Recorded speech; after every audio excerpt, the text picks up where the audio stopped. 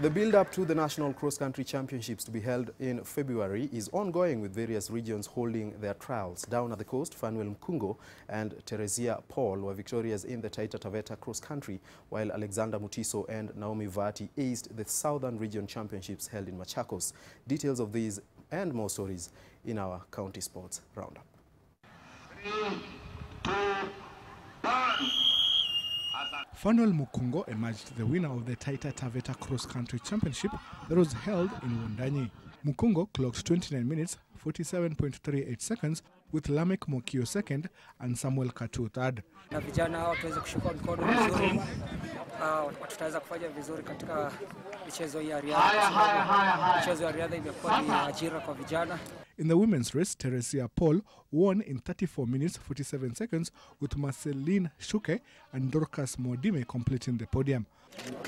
More than 150 athletes from the 4 sub-counties, Voi, Mwatate, Taveta and Wundanyi, participated in the competition, with 6 athletes set to be absorbed in the county government's payroll as members of staff. Trials for the cross-country in the southern region were held in Nguluni area in Machakos County. Alexander Mutiso won the men's 10-kilometer race in 31 minutes, 12.8 seconds. Stephen Mwendo and Joseph Mtonatei completed the podium. Naomi Vaati won in the women's race, clocking 35 minutes, 51.58 seconds. The athletes were drawn from Machakos, Kitui and Makueni, and the winners will represent the southern region in the upcoming cross-country championship slated for February. Ilikuwa muhimu kwa sababu imeniwezesha ni prepare kwa hiyo half marathon ambayo iko Spain. Ndio nikitoka huko nikuje kukimbia trials. The Discovery Kenya Cross Country will be held on Sunday, and it is poised to attract 3,000 athletes, 300 more than last year. Meanwhile, the Discovery 10-kilometer road race in honor of the late Samuel Wanjiru will be held next weekend in Nyahururu.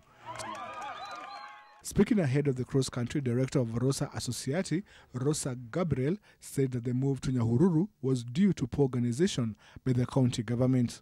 I cannot support one race that is not a true race, because it's difficult to stop 600 runners. They confuse, I don't know. The 2018 Rally Raid season has been launched, with Fly Sachs and Fly 540 partnering with Raid Kenya in all the 4 legs of the season. Raid 1, Raid 2 and Raid 4 will be sponsored by Sachs, while Raid 3 will be sponsored by Fly 540. The sponsors are seeking to tap into motorsport to grow sports tourism in the country, which will then impact positively on their bottom line. Warote Kiru, NTV.